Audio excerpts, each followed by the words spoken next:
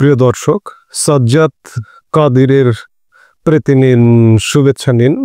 এই মুহূর্তে আপনাদের সামনে কথা বলতে এসে বাংলাদেশ চূড়ান্ত বিচারহীন সময় অতিবাহিত করছে। 21শে আগস্ট গ্রেনেড হামলা মামলার আপিল বিভাগের রায়েও সব আসামি খালাস। এই প্রসঙ্গটি নিয়ে আপনাদের সামনে কথা বলবো। আপনারা ইতিমধ্যেই জানেন যে আজকে এর আলোচিত 21শে আগস্ট গ্রেনেড হামলা মামলার যাবজ্জীবন কারাদণ্ডপ্রাপ্ত বিএনপির ভারপ্রাপ্ত চেয়ারম্যান তারেক রহমান এবং মৃত্যুদণ্ডপ্রাপ্ত সাবেক স্বরাষ্ট্র প্রতিমন্ত্রী লুৎফুজ্জামান বাবর সহ সব আসামিকে হাইকোর্টের দেওয়া খালাসের আদেশ বহাল রেখেছে আপিল বিভাগ। বৃহস্পতিবার প্রধান বিচারপতি ডক্টর সৈয়দ রেফাত আহমেদের নেতৃত্বাধীন আপিল বিভাগ এ রায় ঘোষণা করেন। এর আগে গত 1 ডিসেম্বর বিচারপতি কে এম আসাদুজ্জামান বর্তমানে তিনি আপিল বিভাগের বিচারপতি হিসেবে নিযুক্ত হয়েছেন ও বিচারপতি সৈয়দ এনায়েত হোসেনের হাইকোর্ট বেঞ্চ সব আসামিকে খালাস দিয়ে রায় দেন। 19শে ডিসেম্বর রায়ের পূর্ণাঙ্গ অনুলিপি প্রকাশ করা হয়। এরপর রাষ্ট্রপক্ষ লিভ টু আপিলের অনুমতি চেয়ে আবেদন করে। গত 1 জুন হাইকোর্টের রায়ের বিরুদ্ধে রাষ্ট্রপক্ষকে আপিলের অনুমতি দেওয়া হয়। এরপর আপিলের ওপর 6 দিন শুনানি শুরু হয়। সেই 6 দিন শুনানির পরে আজকে আবারও রায় হলো এবং হাইকোর্টের রায়টিকে আপিল বিভাগ বহাল রাখল। এর মানে হচ্ছে যে 21শে আগস্ট 2004 সালে বাংলাদেশে 1971-এর মুক্তিযুদ্ধ, 75-এর 15ই আগস্ট, তারপরে যদি খুব বড় ধরনের সহিংস কোনো ঘটনার কথা বলতে হয় তাহলে 21শে আগস্ট গ্রেনেড হামলা, এই মামলার রায়টির মাধ্যমে মনে হলো এই হামলাটি হয়নি।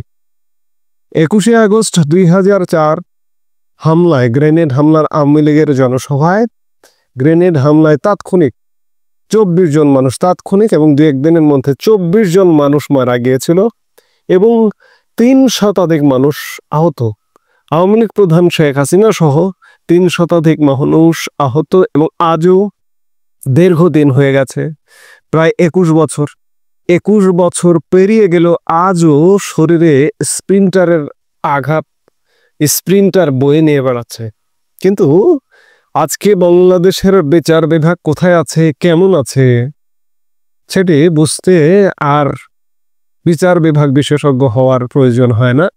এই রায়টির ফলে এটি সুস্পষ্ট হয়ে গেল যে 21শে আগস্ট গ্রেনেড হামলায় কোনো মানুষ নিহত হননি কিংবা কোনো মানুষ আহত হননি, এটি বোঝানো।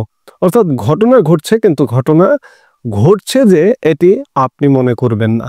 2004 সালের 21শে আগস্ট রাজধানীর বঙ্গবন্ধু এভিনিউ গ্রেনেড হামলার ঘটনা ঘটে।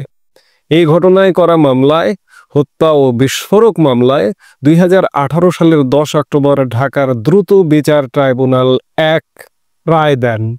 রায়ে সাবেক স্বরাষ্ট্রমন্ত্রী লুৎফুজ্জামান বাবর ও সাবেক শিক্ষা উপমন্ত্রী আব্দুস সালাম পিন্টু সহ 19 জনের মৃত্যুদণ্ড দেওয়া হয়। বিএনপির ভারপ্রাপ্ত চেয়ারম্যান তারেক রহমান সহ 19 জনকে দেওয়া হয় যাবজ্জীবন কারাদণ্ড।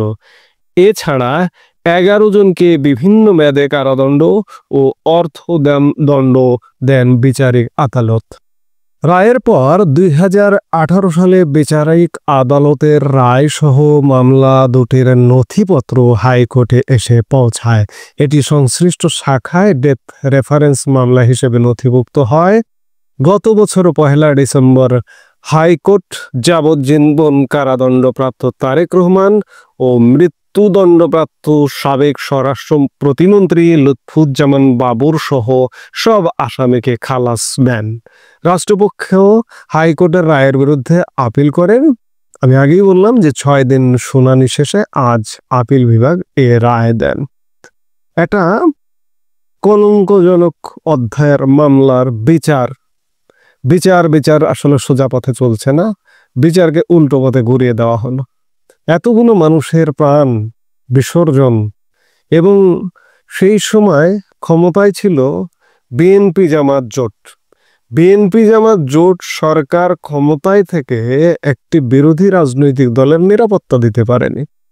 এর দায় নিশ্চয়ই সরকারকে নিতে হবে, কিন্তু আজকে দায় মুক্তি হয়ে গেল। বাংলাদেশ কেমন চলছে, কিভাবে চলছে একটা শিশুরও বুঝতে বাকি থাকে না। আইন, আদালত, বিচার বিভাগ কিভাবে চলছে আপনি দেখুন, আপনি বুঝুন, আপনি আপনার বিবেক দিয়ে বিচার করুন যে বাংলাদেশ কোন পথে চলছে। এ পথেই কি বাংলাদেশ চলবে? এভাবেই কি বাংলাদেশ চলবে?